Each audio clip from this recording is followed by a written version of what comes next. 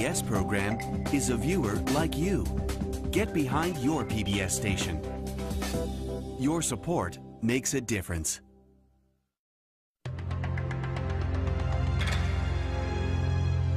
His name is Yashkuk-Mo. His spirit haunts this valley, deep in the rainforest of Honduras. He is the legendary founder of Copan, a Maya city mysteriously abandoned over 1,000 years ago.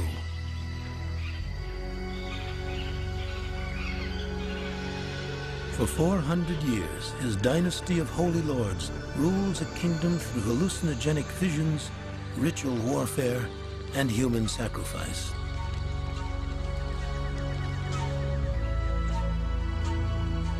If the legend of Yashkuk-Mo is true, then scientists believe he must be buried here, beneath this massive temple pyramid.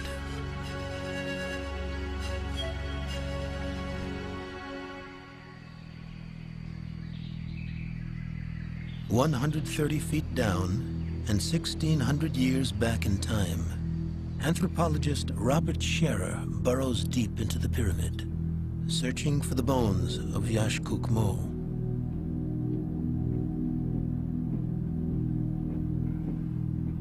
After 10 years of excavating and tunneling, following lines left from plaster floors long ago buried, Scherer uncovers an immense underground temple.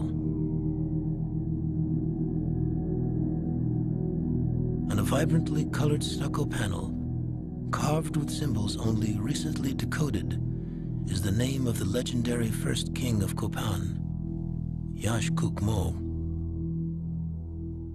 When we found this stuccoed panel in our tunneling in the Acropolis, we knew we had found the first explicit evidence that this area was associated with Yashkuk-Mo, the founder of the Copan dynasty. We wanted to get to even deeper levels, to be able to find things, buildings, whatever, that were directly associated with Yashkuk-Mo, such as his tomb.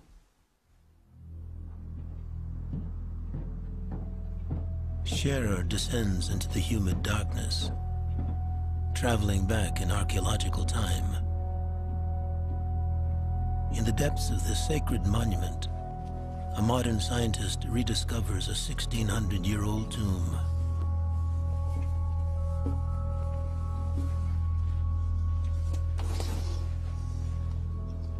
There's the slab. Inside, Scherer finds a disintegrating jade-studded skeleton. Are these the bones of Yashkuk-Mo?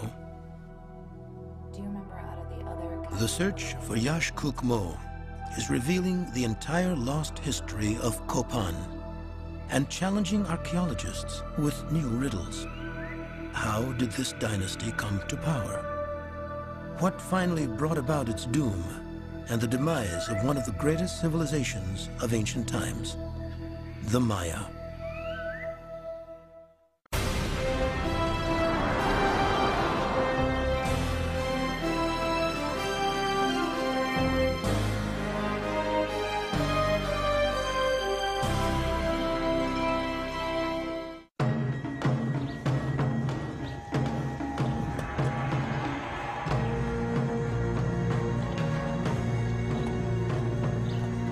November 17th, 1839.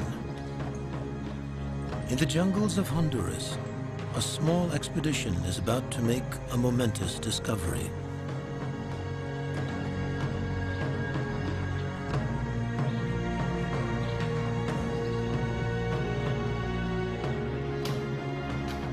Two young explorers, American John Lloyd Stevens and Englishman Frederick Catherwood, stumble upon a vine-strangled ruin.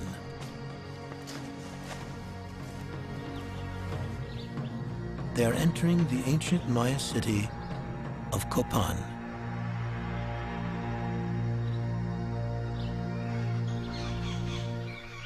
Catherwood, an excellent draftsman, brings the exotic world of Copan back to life through his drawings of temples and monuments.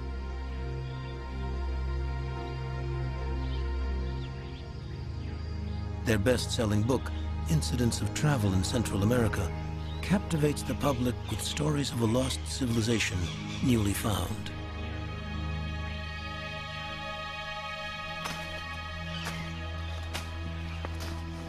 Stevens and Catherwood explore a world that stretches from the highlands of Chiapas in Mexico to the lowlands of the Yucatan Peninsula and into the tropical rainforests of Central America.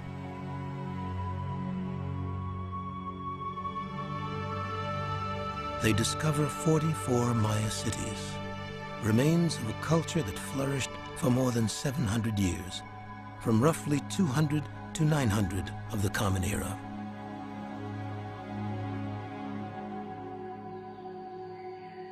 But beyond their sheer beauty and size, the towering temple pyramids conceal something even more amazing. Many are astronomically aligned to the Sun and Venus.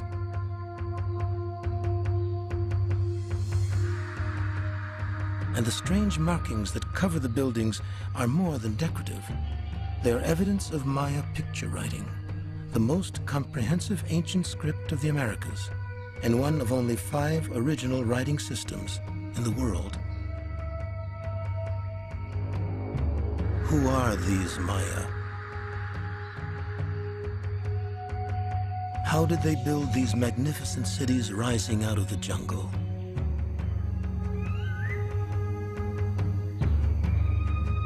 The answers lie in the place that best exemplifies Maya art, architecture, and culture. Copan, the Athens of Central America.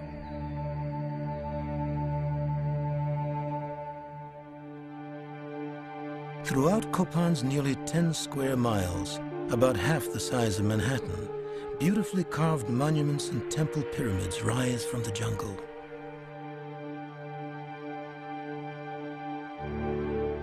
At the center of the ruined city, Catherwood and Stevens find a key piece of the puzzle that will eventually explain the rise and fall of the great Maya civilization.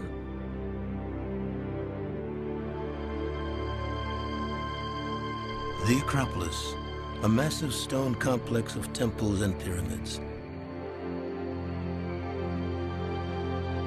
Close to its center is a 4-foot square monument that archaeologists call Altar Q.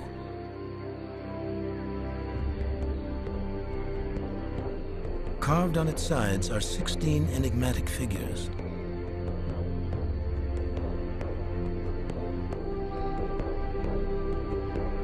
What secrets are locked away in these cryptic carvings?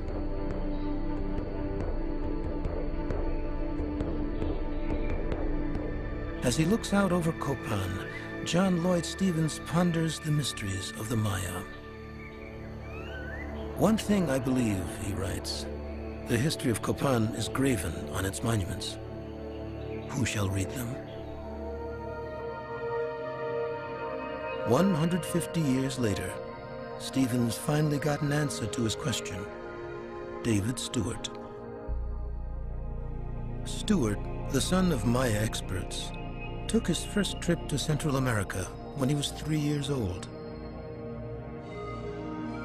He began deciphering glyphs at age 8, and by the time he was 18, he became the youngest person ever awarded a MacArthur Genius Grant. Today, David Stewart is working at Copan with Barbara Fash, director of the Hieroglyphic Stairway Project. Totally gone. Each of the stairway's 2,200 blocks displays a carved glyph. You can just see a couple of these beads. Unfortunately, many of the glyphs are wearing away. So it's just crumbling away. Right. When John Lloyd Stevens came here about 160 years ago, he speculated that the history was written in stone, that the inscriptions contained historical records. And it turns out he was absolutely right. He had good instincts. Behind me here is the great hieroglyphic stairway of Copan, which is one of the longest texts in the world, certainly the longest text from pre-Columbian America. And written in it are the dates and names of the royal history of Copan. And we've really only been able to read the details of this in the last, 15, 20 years. To resurrect the voice of the Maya, scholars must overcome one of the most tragic losses in history, that of the Maya code. For centuries, the Maya created thousands of books made of bark and covered with hieroglyphs. But in the 1500s, when the Spanish conquer Central America, the Spanish priests declare the strange books to be the work of the devil and burn them. 1,000 years of knowledge and the key to understanding the Maya writing go up in smoke.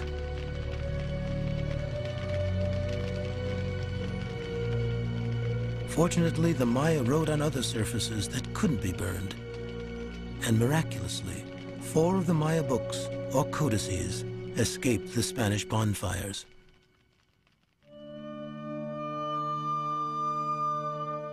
One of those books leads to the first major breakthrough in deciphering Maya writing and understanding the Maya's reverence for time. One of the first things that was deciphered about 100 years ago was the calendar system. And I have an example of it here from an ancient Maya book, a facsimile of one, where we have an example of a date written with 5 numbers using bars and dots. That's the way the Maya represented numbers between 1 and 19. A bar was a 5, and a single dot was a 1. So if we look at this column, for example, right here, we have 5 numbers, the top one being an 8. The next one down is an 11. Then after that, an 8 and a 7, and then this football-shaped sign is the way the ancient Maya wrote a 0 sometimes. Their knowledge of the number system helped early scholars discover that the Maya books were celestial almanacs. The Maya could chart the 365-day solar cycle, predict solar and lunar eclipses, and even track the complex orbit of Venus. Amazingly, their Venus almanac is accurate to within 2 hours every 500 years. This incredible astronomical ability and the apparent lack of any fortifications around Maya cities led early scholars to see the Maya as not only the most advanced civilization in the Americas, but also a peaceful people.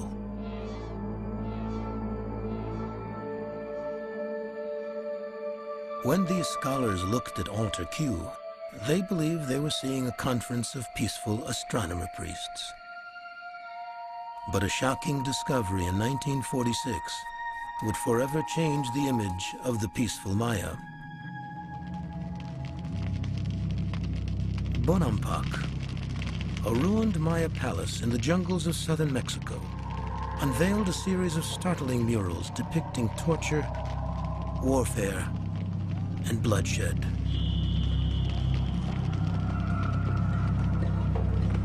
Yet it took another 40 years for scholars to accept that the Maya, for all their heavenly concerns, practiced the earthly tradition of warfare, torture, and human sacrifice.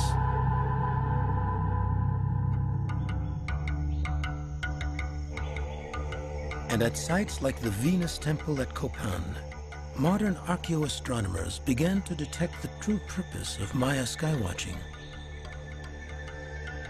Here, Maya astronomer priests track the complex journey of Venus through the sky with astounding accuracy. Why the need for this Maya precision in watching the sky, a precision unattainable in Europe until the time of Galileo 1,000 years after the Maya? Well, the objects that move around in the sky were the ancestors of the Maya. They were the gods of the Maya, and the Maya needed to follow them with great accuracy to know what to do here on Earth. I suppose we could say the planets became the reason that their authority was legitimized. And one object in particular, Venus, became their patron god of war. They wrote about it in their codices. They inscribed it in their stele of Copan. They used it to time their rituals, their sacrifices, the precise times when they would conduct war.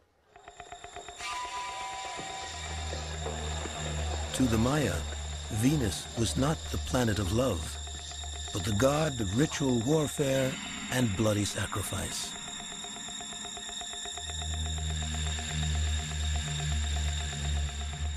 But if the figures on altar Q are not peaceful astronomer priests, who are they? In the early days of Maya archaeology, really before the glyphs could be deciphered, it was thought that the inscriptions contained a lot of information about the calendar, about planets, astronomy, a lot of kind of esoteric information for the priests to read and contemplate. And about 1960 or so, things really changed.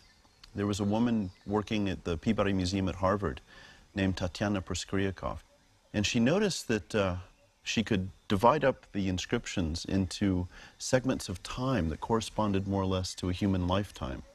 And using those texts, she identified a glyph that she thought was a glyph for birth, another glyph for death, and then for a very important event that occurred in between these two dates that was, she surmised, the inauguration of someone to kingship. Turned out she was absolutely right. Are these the kings responsible for Copan's magnificent temples and bloody rituals? After 150 years of slow progress, the pace of decipherment suddenly explodes. In the 1970s, scholars could only identify perhaps 10% of the glyphs. 30 years later, they can read 80% of Maya writing.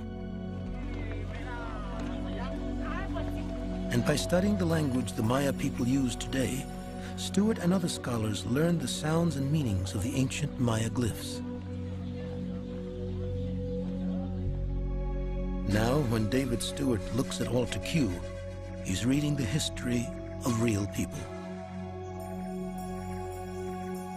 When we were able to actually decipher Maya hieroglyphs, these anonymous characters were suddenly transformed into real people.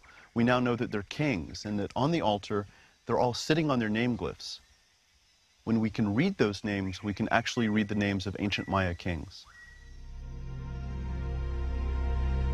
The 16th king's name is Yashpasah Chanyopat. The sky is newly revealed. The 15th king's name is Kak Yipiyach Chankawil. Fire is the strength of the sky god Kawil. The 13th king's name is Washaklahun Ubak Awil. 18 are the images of the god, nicknamed 18 Rabbit. The 11th king's name is Kak Uti Chan. Fire is the mouth of the snake. The 7th king's name is Balam Nen. The jaguar mirror. All the figures sit on name glyphs, with one prominent exception. The first figure, the one who anoints the 16th king with the baton of office, sits on the glyph that represents the Maya word, Lord. Years after the other kings were identified, the first figure on altar Q remained a mystery. Dressed differently from the others, and wearing the eye goggles of the Central American rain god, many Maya scholars believe this figure must surely be a god.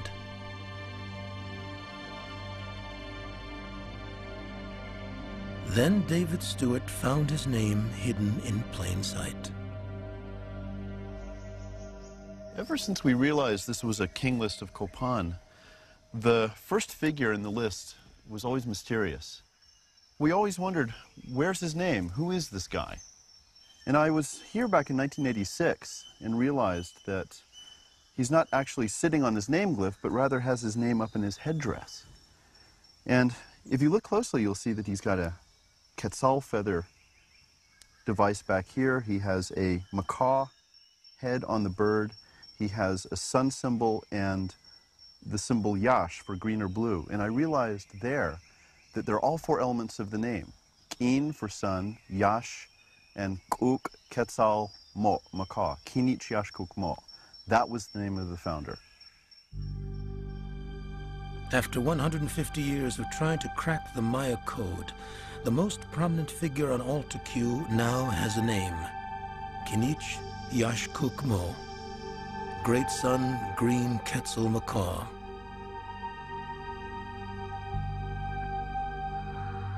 Now archaeologists want to find the crucial piece of evidence to confirm his existence: his bones. But where should they dig?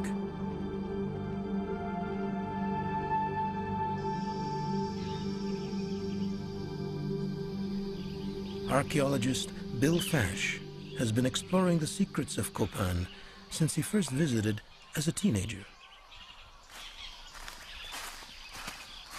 Today he is director of the Acropolis Project. Like Catherwood and Stevens, Fash believes the key to understanding Copan lies at the heart of its sacred geography, in the Acropolis.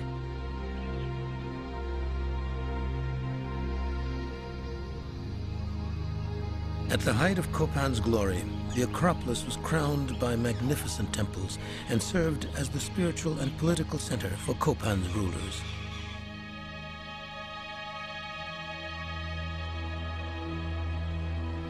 The Copan River has been diverted from its natural course, but centuries ago, the river cut through part of this gigantic stone platform. The erosion left a unique cutaway view of the Acropolis and offers a window into the history of Copan. Over the course of the last 1,000 years, slowly but surely, the Acropolis has been getting eaten away by the river. Now, the upside of all of this is that it's exposed 400 years of construction in the resulting Acropolis cut. So we have the opportunity to look at the works of all 16 kings of Copan. It is, in effect, like Altar Q, only in architecture rather than in a single stone sculpture. Each of Copan's 16 kings built his own temples on top of the previous kings, a tradition which, over many generations, formed the monuments of the Acropolis. If Yashkuk-mo is indeed the founder of the Copan dynasty, then his tomb and temples should be at the lowest level of the Acropolis. But his bones could be buried anywhere in the half-square mile of this vast stone ruin, an area the size of 14 city blocks. Bill Fash looks to Altar Q to point him in the right direction. On Altar Q, we have a handsome portrait of Kinich Yashkuk-mo, the founder, and a textual reference to this being the stone of Yashkuk-mo. The implication is this is his place and his monument. It happens to be placed in front of one of the most massive temple pyramids on the site. The implication is that this is the funerary temple of Kinich Yashkuk-mo, the founder of the Copan dynasty. But to find out if that's true, we have to dig. After working their way down through the layers, archaeologists finally reached the depth that should correspond to the origins of the mighty Copan dynasty.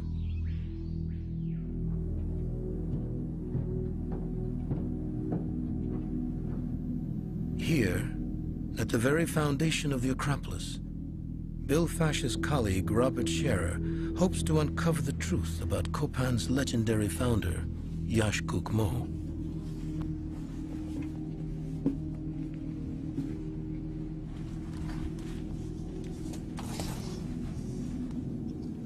There's the slab.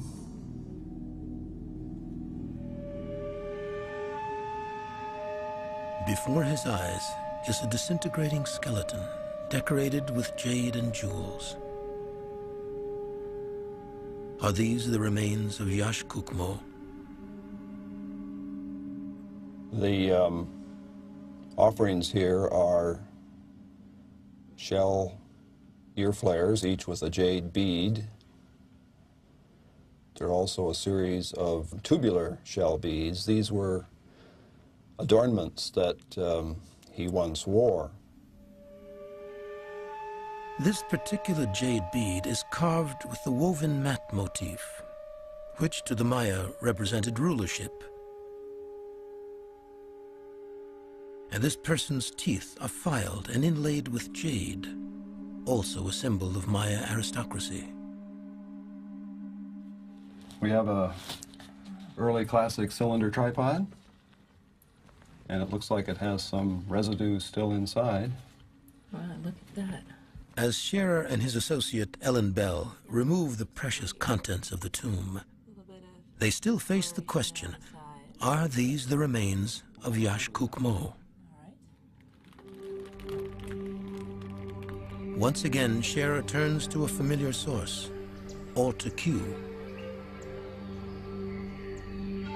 The image of Yash-Kuk-Mo on the side of Altar Q is one of the most detailed in all of Copan, right down to his jewelry. It depicts him wearing ear flares and a single jade bar, jewelry identical to ones found by Scherer in the tomb. The image of Yash-Kuk-Mo on Altar Q also depicts him holding a shield on his right arm, making him a left-handed warrior. That corresponds intriguingly to evidence from the bones. The bones in the tomb tell us many things about the man buried here. They tell us his age. He was an elderly individual, probably over 50 years old at death. They tell us, of course, that he was male.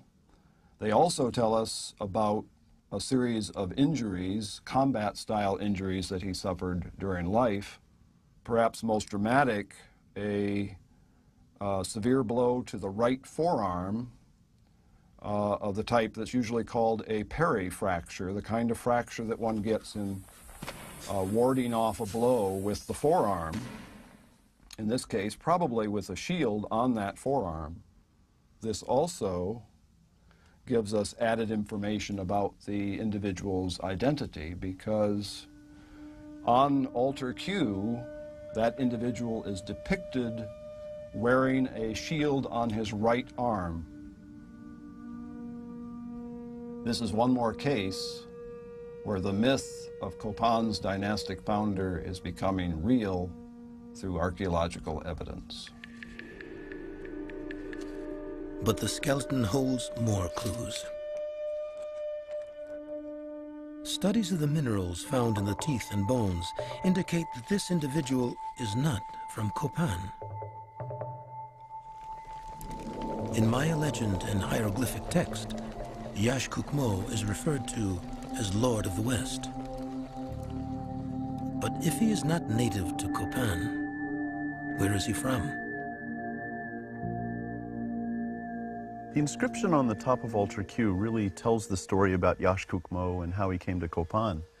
It begins with a reference to a day in the early 400s when it says that he took the emblems of office at a place that we think is connected somehow to Teotihuacan or with central Mexico somewhere. 3 days later, it says, he comes from that place. He leaves that very spot. And then the inscription goes on to say something really remarkable. 153 days after he leaves, apparently, central Mexico, he rests his legs. And then it says he is a West Lord, and that's a title that he has throughout the Copan inscriptions, throughout history. And then finally, the last two glyphs of the passage read, Huli Ushwitik. He arrived at Copan. So there's no question in my mind that Kinich Yash-Kuk-Mo became a king at a very faraway spot in central Mexico and brought those emblems of office back here to Copan to found the dynasty. Based on the evidence, the location of the tomb in the Acropolis, matching the jewelry and fractured bones from the tomb with the image of Yash-Kuk-Mo on Altar Q, and the origin of the bones confirming the text on Altar Q, archaeologists are now sure Yash-Kuk-Mo was a real king, and that they have discovered his tomb.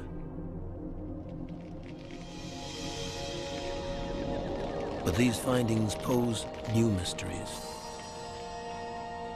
What did Yashkuk Mo find when he arrived? How did this outsider conquer Copan and create a 400-year dynasty?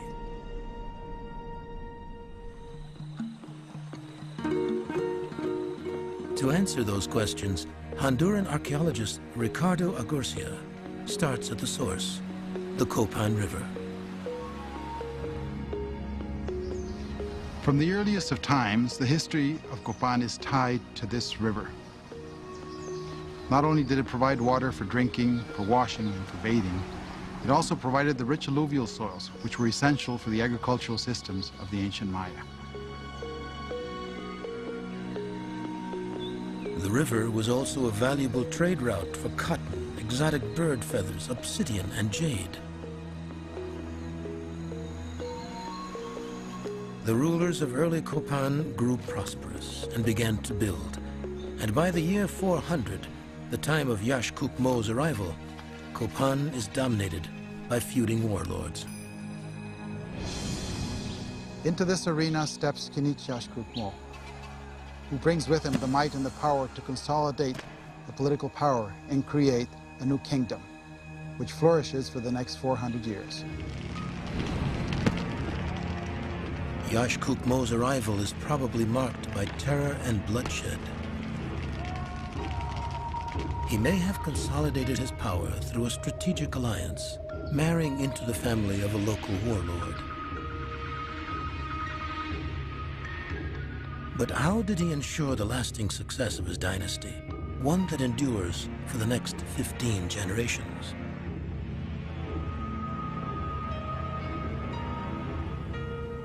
Evidence of his strategy is hidden in the forest on the edge of Copan's Great Plaza. By 160 AD, in the Copan Valley, there are all different kinds of evidence that indicate that things were getting pretty interesting. And there are a number of archaeological finds that indicate a large population with extensive trade connections building some fairly monumental structures. Fash suspects that one of those structures lies beneath this tree-covered mound. His field study students survey the area. Okay, John, come back this way. Ready. As soon as workers start to excavate, they uncover cut stone building blocks.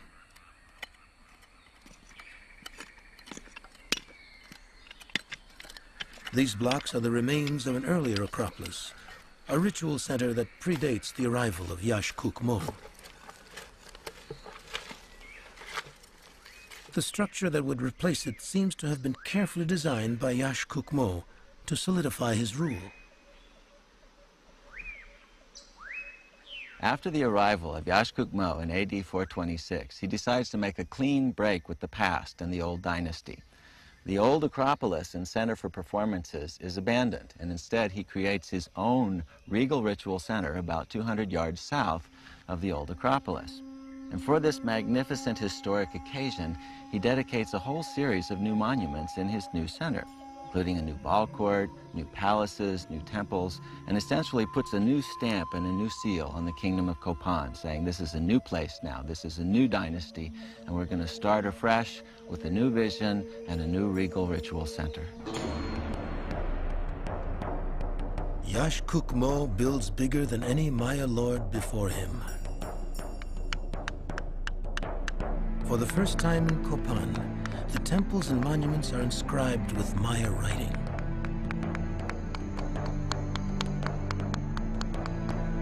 In these inscriptions, the legend of Yashkuk Mo is born.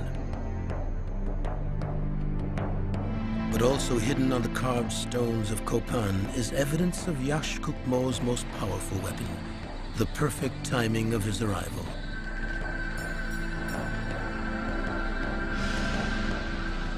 The year 426 corresponds to a powerful milestone in the Maya calendar, the Baktun. The Maya Baktun is a recurring 400-year period. Like our own millennium, its onset was both an auspicious and fearful occasion.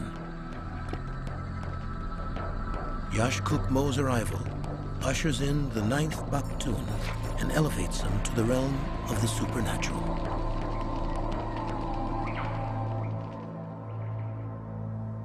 Stela 63 is probably the earliest dated stela we have from Copan, and it commemorates an extremely important time period in the Maya calendar. It has a date on the front of it that reads 90000. In other words, it was the beginning of the 9th Baktun. This was a period that would only occur every 400 years or so, and the scribes and kings of Copan decided to commemorate that time period using this stela and associating it with Kinich Yashkuk-Mo, the first king of the dynasty. And it can't be a coincidence that the beginning of the Baktun was also the beginning of history at Copan. Yashkuk-Mo, Lord of the West, the outsider, accomplishes what had never been done before.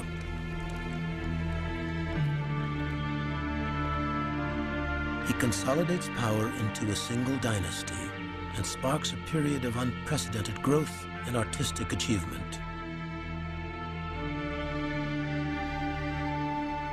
Copan's holy lords, the successors of Yashkuk-Mo, rule for the next 400 years an entire Maya Baktun.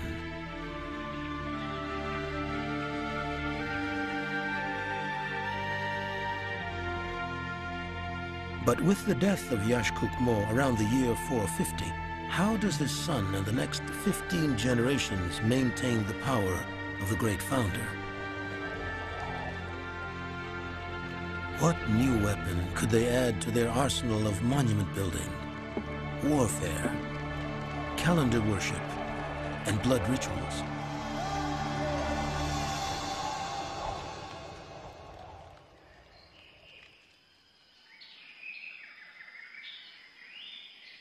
Found buried beneath the hieroglyphic stairway, this monument holds the answer. Inscriptions on this altar, called the Mat-Mat marker, reveal that it was dedicated by the second ruler of Copan. The new weapon he brings to the dynasty is the image of his father, Yashkuk-Mo. This simple marker stone is actually the earliest monument we have from Copan. It shows the king Kinich Yashkuk-Mo on one side, along with his son, Ruler II, on the other side. The presentation of the scene here anticipates other monuments at Copan that come much later, such as Altar Q, where we have the 16th ruler receiving the staff of office from Kinich Yashkuk-Mo. Here, Ruler II does much the same thing, relying on the founder, his father in this case, as the ultimate symbol of his power. This iconographic connection to Yashkuk-Mo becomes the visual propaganda technique employed by each of the 14 kings that follow. From the Mat-Mat marker, to the hieroglyphic stairway, to Altar Q, the kings of Copan legitimized their power by linking themselves to the dynastic founder, Yashkuk-Mo.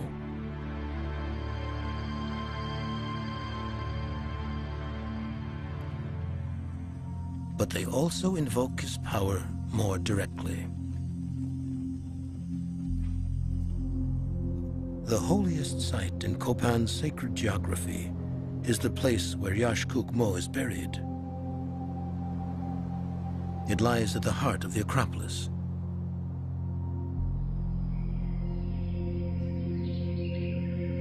Behind Altar Q, deep within this temple pyramid, Ricardo Agurcia discovers the best preserved Maya temple ever found.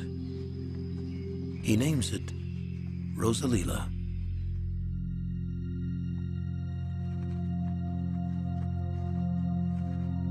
Rosalila sits in the middle of a long sequence of constructions built over 400 years by the ancient Maya.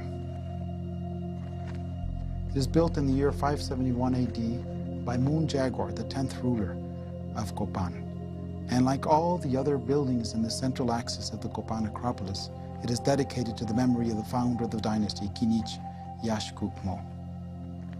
But unlike all the other buildings in this long sequence of constructions, Rosalila is the only one that's completely and entirely preserved. It is, in fact, embalmed by the ancient Maya and reflects the art and architecture as well as the religious thought of the ancient Maya like no other building does.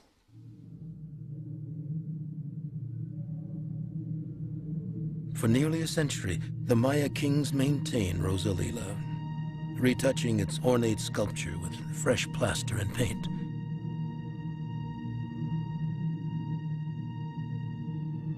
The original grandeur and beauty of Rosalila is restored in this full-scale model in the Copan Museum.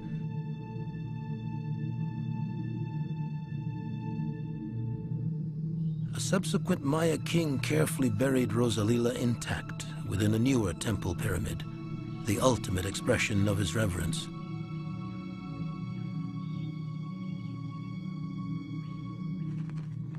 But while Rosalila was still in use, the kings of Copan would worship there, conjuring the wisdom and power of Yaxcucmó.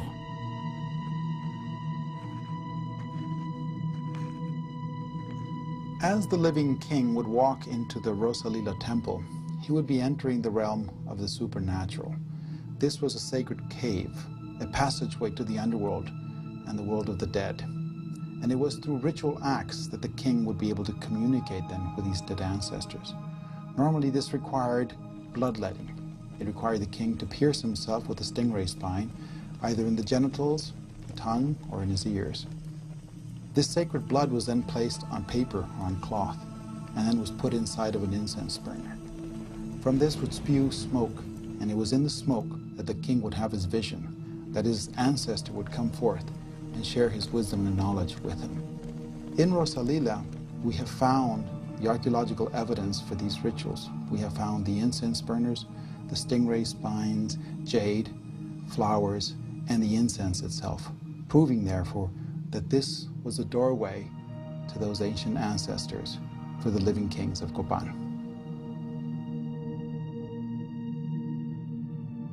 But how long could the legacy of Yaxcucmó sustain a dynasty?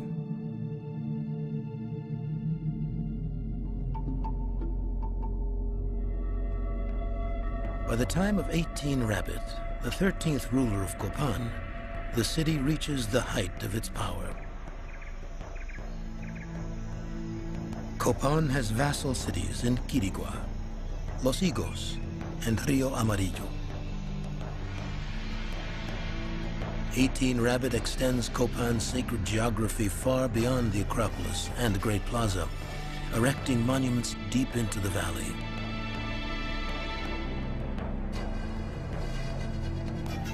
Along the Great Plaza of Copan, Ruler 13 dedicates rows of these stelae, or as the Maya called them, big stones.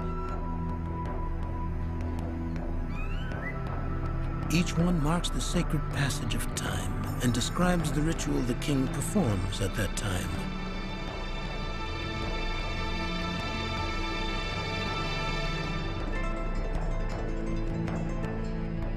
Just at the edge of the Great Plaza is the site of the most sacred of these rituals, the ball game.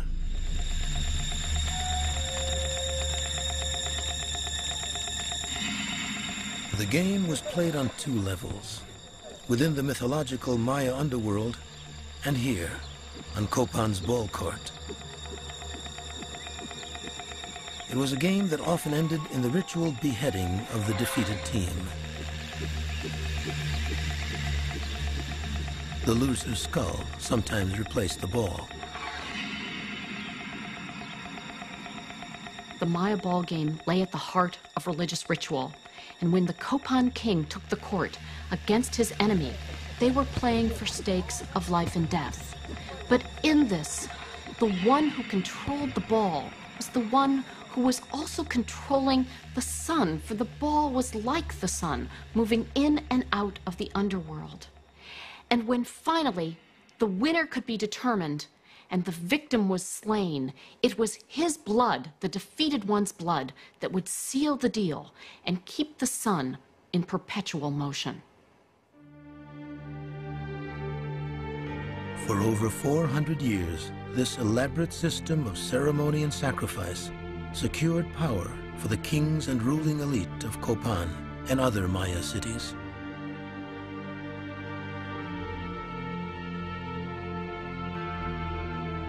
So what happened to this potent dynasty? Ironically, its very success led to its downfall.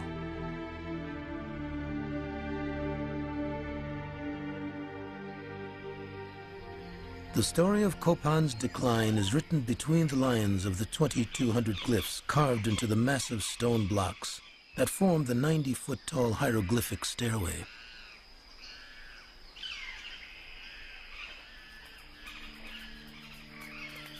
The 61st and final step of the stairway is dedicated to 18 Rabbit. He rules for 42 prosperous years. To celebrate completion of Copan's great ball court, one spring day in the year 738, he goes looking for sacrificial victims to play ball. Unfortunately for 18 Rabbit, the tables turn, and the king of Quirigua, one of Copan's vassal cities, captures 18 Rabbit and beheads him.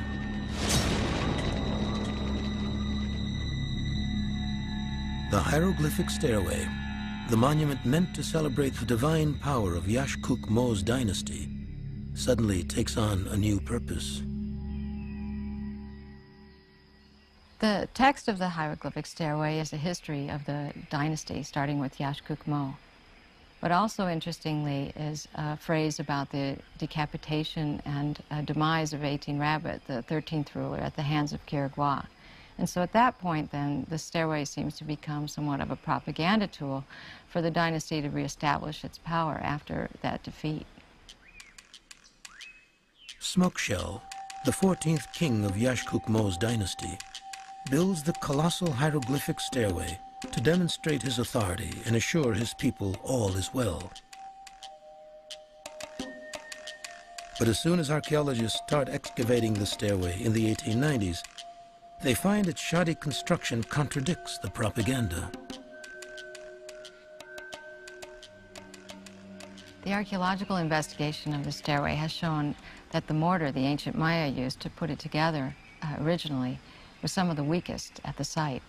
And so the irony of the stairway is that we have this grandiose statement to the power and glory of the Copan dynasty, but it's one of the first buildings to probably collapse. Over the next 100 years, the power of the dynasty continues to decline. In a last desperate attempt, Yash Pasa, the 16th and final king of Copan, tries to resurrect Copan's former glory by commissioning the carving of Altar Q. Altar Q is the ultimate symbol of the continuity of Yashkuk-Mo's regime, invoking his power through building, blood, and sacrifice. But even the Maya gods seem to be saying that it is time for the dynasty to end. Altar Q, with its 16 portraits of the rulers of Copan, is much more than just a visual king list. All of the kings are shown in a remarkable symmetry that reflects cosmology and its combination with history in the Maya sense of the world. There are 4 kings on each 4 sides, and I think the Lord who dedicated this stone certainly was aware of the fact that he could construct a monument that would show all of his ancestors in such a remarkable pattern of symmetry that reflected the